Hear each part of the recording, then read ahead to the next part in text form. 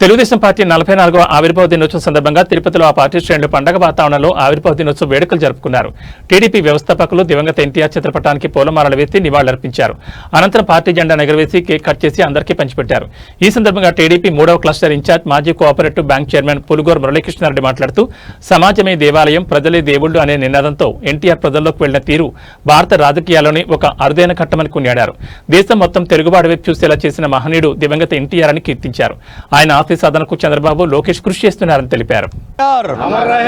నారా చంద్రబాబు నాయుడు నాయకత్వం, నారా చంద్రబాబు నాయుడు గారి నాయకత్వం, నారా లోకేష్ బాబు గారి నాయకత్వం, నారా లోకేష్ బాబు గారి నాయకత్వం.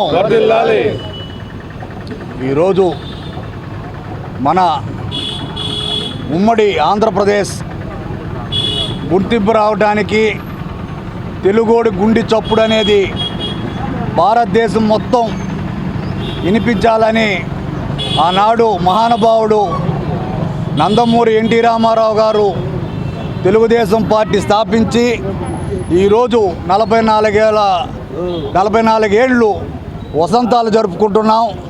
ఈరోజు నారా లోకేష్ బాబు గారి నాయకత్వం కింద ప్రతి ఇంటి దగ్గర జెండా ఎగరేసి, ప్రతి వార్డులో జెండా ఎగరేసి తెలుగుదేశం పార్టీ కుటుంబం సభ్యులు అందరం కూడా ఈరోజు ఒక పండుగ దినంలాగా జరుపుకుంటున్నాం. కారణం బడుగు బలహీన వర్గాలు, ఎస్సీ ఎస్టీ మైనార్టీలు, వీళ్ళ కోసం ఆ రోజు వీళ్ళని పట్టించుకునే నాదులే లేకుండా ఉంటే మహానుభావుడు ఎన్టీ రామారావు గారు పార్టీ పెట్టి వీళ్ళందరికీ ఒక గుర్తింపు తేవడమే కాకుండా వీళ్ళకి రాజకీయ చైతన్యం తెప్పించి ఎంతోమంది రాజకీయ నాయకులను తయారు చేసిన పార్టీ తెలుగుదేశం పార్టీ.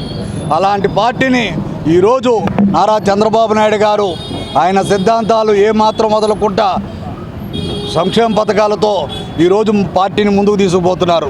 అదేవిధంగా నారా లోకేష్ బాబు గారు మొన్న యువగలం ప్రతి కార్యకర్త బయటికి రాలేని పరిస్థితుల్లో ఆ రోజు నారా లోకేష్ బాబు గారు యువగలం చేపట్టి ప్రతి కార్యకర్త బయటికి రావడం, ధైర్యంగా తెలుగుదేశం జెండా భుజాన్ని వేసుకొని పాదయాత్రలు చేయడం జరిగింది.